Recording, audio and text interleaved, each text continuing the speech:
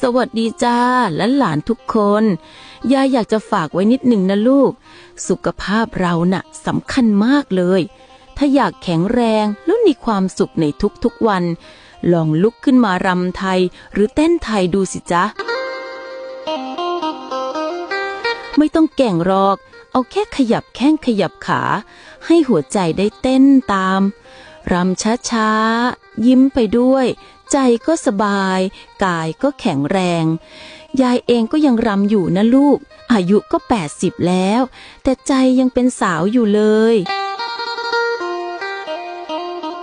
อย่าลืมนะลูก